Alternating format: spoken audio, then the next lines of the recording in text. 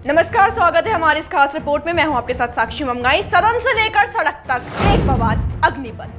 देश के हर छोर में शोर इतना पुरजोर हो चला है कि कथित अन्याय के खिलाफ आवाज है या उसकी आड़ में आतंक, अंतर करना संभव हो गया है। अब इसमें खबर देवभूमि इनसाइडर के दर्शकों के लिए यह है कि अग्निपथ पर असहमति से अछूता उत्तराखंड भी नहीं रहा। सदन में विपक्ष धामी सरकार से प्रश्न कर रहा है, सड़क पर युवा उग्र प्रदर्शन कर रहा है और तो और राकेश टिकैत के नेतृत्व में भारतीय किसान यूनियन भी हुंकार भर रहा है। डबल इंजन सरकार पर हुए ट्रिपल अटैक की पूरी तस्वीर पर समय है नजर डालने का। केंद्र सरकार की सेना भर्ती के लिए लागू अग्निपथ योजना ने हिंदुस्तान में हाहाकार मचा दिया है। बिहार, पंजाब, तमिलनाडु, राजस्थान, उत्तर प्रदेश तमाम जगहों पर विरोध विकराल रूप ले चुका है। उत्तराखंड का हाल भी हटकर नहीं है। उल्टा प्रदेश में भाजपा सरकार भयंकर तरीके से घिर गई है। सरकार के फैसले को नौजवान राज्य में कहां और कैसे आड़े हाथों ले रहे हैं, इस पर भी जाएंगे। पर उससे पहले विपक्ष ने कैसे सदन में सेना में भर्ती प्रक्रिया को बदलने पर सरकार को घेरा और प्रदर्शनकारी युवाओं पर लाठीचार्ज के मुद्दे पर वॉकआउट किया, ये दर्शकों को बताते हैं। उत्तराखंड में विधानसभा सत्र की कार्रवाई जारी है, जिसे फिलहाल शुक्रवार को अनिश्चित काल के लिए स्थगित कर दिया गया है। खास बात ये देखने को मिली कि ठीक सत्र के दौरान कांग्रेस को बैठे बिठाए सरकार पर वार करने के लिए मजबूत मुद्दा मिल गया। आपको बता दें कि कांग्रेस ने सदन में अग्निपथ योजना पर सरकार को जमकर घेरा है। बताएं कि हल्द्वानी में शुक्रवार को अग्निपथ योजना के विरोध में प्रदर्शन कर रहे युवाओं पर पुलिस ने लाठीचार्ज कर दिया था, जिस पर चर्चा की मांग सत्र में उठाई गई। विपक्ष ने सरकार पर न केवल मुद्दे को गंभीरता से न लेने का आरोप लगाया, बल्कि लाठीचार्ज के आदेश देने वाले अधिकारियों पर कार्रवाई की मांग भी रखी। कहा है कि अधिकारियों पर कार्रवाई ना की तो कांग्रेस जल्द ही हल्द्वानी में इसके खिलाफ बड़ा प्रदर्शन करेगी। वैसे ठीक से देखा जाए तो कांग्रेस की ओर से अग्निपथ मामले को राज्य में तूल देने में अहम भागीदारी पूर्व मुख्यमंत्री हरीश रावत और प्रदेश अध्यक्ष करण महरा निभा रहे हैं, जो अब कभी जुबानी धार से तो कभी धरने से धामी सरकार को कटघरे में खड़ा करने की कवायद बार बार करते दिखे हैं।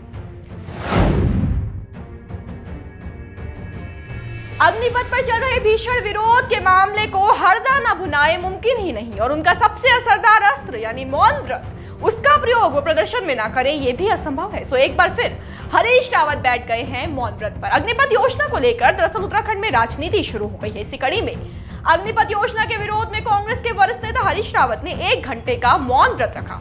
हरीश रावत ने मौन के जरिए युवाओं का समर्थन किया। हरदा बोले कि जो नौजवान सालों से निरंतर सड़कों पर, गांवों के मैदान में भर्ती को लेकर पसीना बहा रहे थे, सरकार ने उनकी उम्मीद पर पानी फेरने का काम किया है। कहा कि केंद्र सरकार के इस फैसले से नौजवान हतप्रभ हैं। उधर प्रदेश कांग्रेस अध्यक्ष करण महरा ने मोदी सरकार की अग्निपथ योजना को देश के युवाओं के भविष्य के साथ खिलवाड़ बताया है। महारा बोले कि मोदी सरकार सेना की गरिमा, परंपरा, अनुशासन की परिपाटी ही नहीं, देश की सुरक्षा से भी खिलवाड़ कर रही है। इतना ही नहीं, महारा ने तो सीधा मोदी सरकार के कार्यकाल को निशाना बनाते हुए ये तक कह डाला कि भाजपा सरकार ने अपने 8 सालों के कार्यकाल में जो भी फैसले लिए, उनका खामियाजा देश की आम जनता को भुगतना पड़ रहा है। नोटबंदी, जीएसटी, कृषि कानून जैसे फैसले इसमें शामिल हैं। अब अच्छा, राज्य सरकार को बस एक बार से निपटना होता तो भी ठीक था, लेकिन यहाँ तो एक आवाज चुप हुई नहीं कि दूसरी गूंज उठी है। अग्निपथ के खिलाफ हरिद्वार में किसानों ने भी मोर्चा खोल दिया है।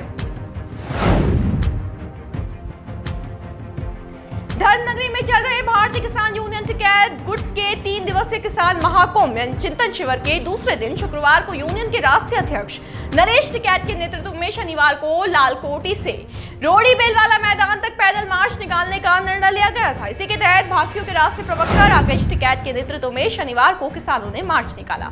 भारतीय किसान यूनियन केंद्र सरकार की अग्निपथ योजना को युवाओं के लिए छलावा, उनके साथ किया जा रहा मजाक बता रहा है। इतना ही नहीं, ऐलान किया गया है कि अग्निपथ योजना समेत किसानों की समस्याओं के समाधान के लिए अब 30 जून को देश भर में जिला मुख्यालय पर प्रदर्शन किया जाएगा। इससे सरकार की मुश्किलें बढ़ सकती है, क्योंकि उत्तराखंड पहले ही विरोध को व्यापक बनाने में अहम भूमिका निभा रहा है।